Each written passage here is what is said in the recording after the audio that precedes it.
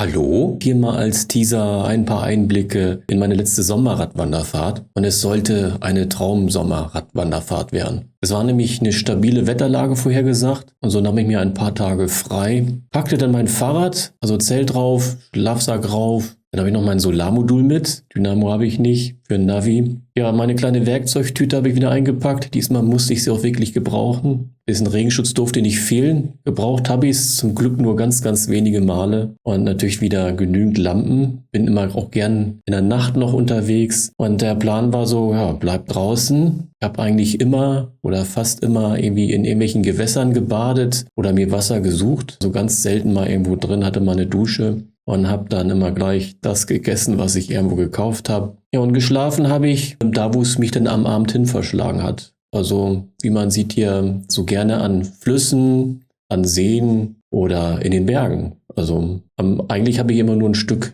kurz gemähte Wiese gesucht am Abend, wenn es dann dunkel wurde, wie ich sagte, jetzt ist Zeit zu schlafen, ein bisschen auszuruhen.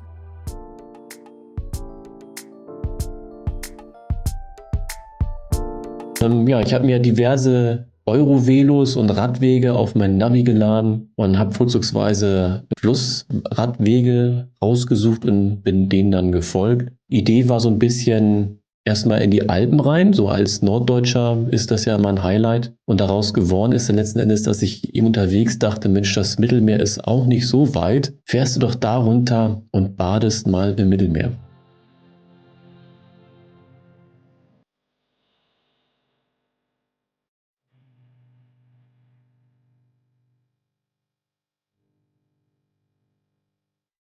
Und das ist dann letzten Endes der Track geworden. Geplant war also nicht. Also geplant war nur erstmal dem Elberadweg. Da bin ich schon mehrfach runtergefahren. Zu folgen dann, ja, wie gesagt, die Alpen. Da entstand dann das Mittelmeer, die Idee. Und dann wollte ich natürlich wieder zurück. Und so ist dann so ein Track einmal um die Heimat geworden. Also letzten Endes sind es dann 5000 Kilometer um die eigene Heimat, um das eigene Land geworden. Also als ich dann am Mittelmeer war, habe ich gemerkt, Mensch, Venedig ist auch nicht weit weg. Also fahr mal nach Venedig mit dem Fahrrad, ist da auch was Schönes. Bin dann wieder ein bisschen Richtung Deutschland, das zweite Mal über die Alpen. Bin dann am Bodensee Radweg lang gefahren. Bin dann am Rhein hoch, also Rheinradweg. Hab dann gemerkt, die Mosel ist nicht so weit weg. Bin also nach Frankreich rein, die Mosel lang gefahren. Und dann wieder zurück in Deutschland dem Rhein gefolgt, in die Niederlande. Und dann ging es oben an der Nordsee zurück, wieder zum Schluss an der Elbe und dann nach Hause. Wir haben mal so ein paar Clips, also Videoformen.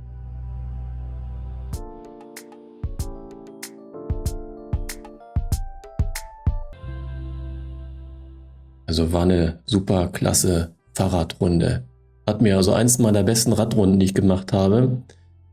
Gestartet kurz runter an die Elbe und dann bin ich ein paar Tage der Elbe gefolgt. Da kann man ja immer rechtselbisch oder linkselbisch fahren. Also je nachdem in Flussrichtung auf der rechten oder linken Seite. Man ist sehr viel Natur. Also man sieht dort viele Vögel, Storche. Man hat wirklich Ruhe. Es ist auch viel Naturschutzgebiet. So dass es dann so für Leute, die dann gern mal am Wegesrand schlafen, da ist natürlich nicht möglich. Aber bei der Elbe gibt es viele Rudervereine und da kann man auf deren Wiese ganz prima schlafen. Hat dann auch mal zu Anfangs noch eine Dusche. Wird sich ja im Laufe der Reise dann ändern. Die habe ich dann nicht mehr. Er war dann durch Meißen gefahren, durch Dresden gefahren. Das hier noch alles Dresden. Eine sehr schöne Stadt. Also ich bin meistens in den Städten nur ja, wenige Stunden. Da gucke ich mir so ein bisschen die Highlights an, mache ein paar Fotos und dann geht es auch wieder weiter. Das ist jetzt wieder hier an der Elbe, bin ich an so einer Elbbiegung, an irgendeinem Gebirge oder an so einem kleinen Berg oder Burg war das da oben. Habe ich dann übernachtet. Ja, das ist die Grenze jetzt zu Tschechien. Und dann ist ja auch gleich Prag erreicht.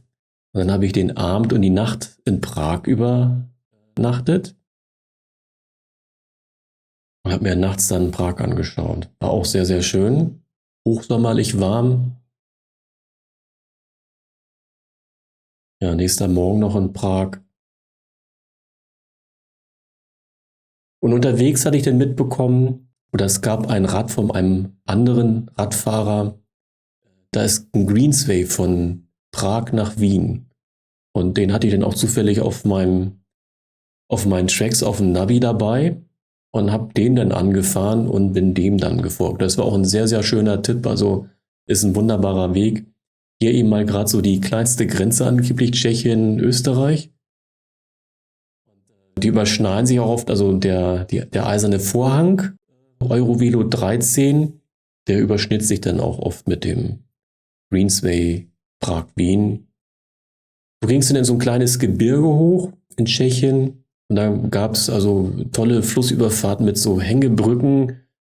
Macht dann wirklich Spaß, mal rüber zu fahren und nicht rüber zu gehen, weil die Dinge anfangen zu schwingen, wenn man darauf geht oder auch rüberfährt. Und in Tschechien gab es sehr, sehr viele Schlösser. Da habe ich also lange Zeit oder viele, viele Schlösser einmal kurz rangefahren, mir angeguckt. Und auch die Städte sind ein Tick anders gebaut, als wie es bei uns hier in Deutschland ist. Also noch viel sehr alt. Ja, dann ging es nach Österreich rüber, nach Wien rein. Da habe ich mir dann mal einen Warm Shower gesucht und auch gefunden, dass ich mir auch abends Wien angucken konnte. Ein Wiener Schnitzel durfte nicht fehlen und da ist er, der Warm Shower. Auf dem Balkon durfte ich dann übernachten, konnte mal Klamotten waschen und duschen. Dann ging es weiter in Österreich, da habe ich dann den Emsradweg, bin ich dann gefolgt. Und dann wieder eine Übernachtung in den Bergen. Das war hier so eine Art Flugplatz, glaube ich, für die Paraglider. Alles schön kurz gemäht, wenn ich da abends dann ankomme. Ist oft so, dass ich mir irgendwie einen Busch suche oder wie hier eben ein Gebäude oder so ein Schuppen und dann von Straßensicht gehe ich dann dahinter, sodass auch gar keiner groß mitbekommt, dass ich da die Nacht verbringe. Weil hier geht es weiter in so ein Tal immer höher und höher. Und dann muss man zum Schluss, weil es gar keinen Weg über die Alpen rüber gibt, dann mit dem Zug durch den Berg durch. Und dann kam hier der Alpe-Adria-Weg. Das war auch so ein Weg, den ich unterwegs dann wieder als Rat bekommen habe, fahr den mal. Und war ein super Tipp. Also bin ich den dann lang gefahren. Durchs Alpenvorland, nachher durch die hohen Alpen. Da habe ich also einige Tage verbracht und ja, als Norddeutscher ist das einfach ein Traum, so bei diesem klasse Wetter durch die Alpen zu fahren und ja, also immer diese Blicke den ganzen Tag lang, Sonnenaufgang, Sonnenuntergang in den Alpen genießen. Wenn die Sonne untergeht, entweder fahre ich in die Dunkelheit rein manchmal und manchmal mache ich aber auch rechtzeitig mir mein Lager auf und richte mein Zelt dann so aus, dass ich dann entweder abends noch die Sonne angucken kann durch mein Fliegengitter oder am nächsten Morgen dann, wenn die Sonne hochkommt, dann genau in die Sonne gucke. Ja, ging's so langsam Richtung Italien. Das war auch nochmal eine Übernachtung in Deutschland. Und das sind hier so Bahntrassenwege. Also für mich eigentlich mit die genialsten und schönsten Radwege, die es gibt überhaupt. Also im flachen Land ist man ja so ein bisschen erhöht meist auf diesen Damm. Und in den Alpen ist das, weiß ich, super klasse. Man fährt ja so auf 3 oder 4 Ebenen, irgendwo Fluss unten, Autobahn, irgendwie eine normale Straße, irgendwie noch der Zugweg. Und ja, hier Mittelmeer, da war ich dann einmal baden, wie schon erwähnt.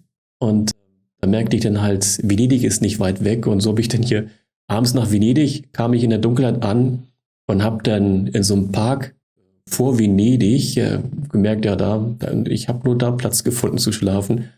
Und dann habe ich dann ein paar Stunden dann nachts im Park mein Zelt aufgebaut.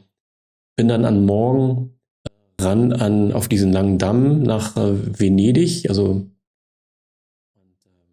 ja, nur kurz irgendwie 10 Minuten da geblieben und dann ging es wieder Richtung Alpen zurück in den Norden.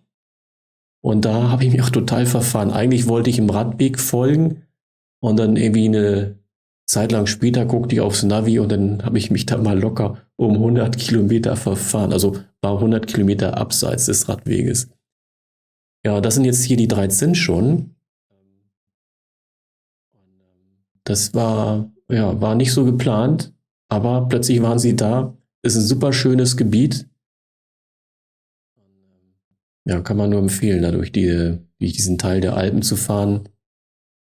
Und dann, das ist hier schon ja, kurz vor Deutschland wieder, Brennerpass, bin ich den mal mit dem Fahrrad gefahren. So vom Süden nach Norden ist der ja relativ flach vom Anstieg.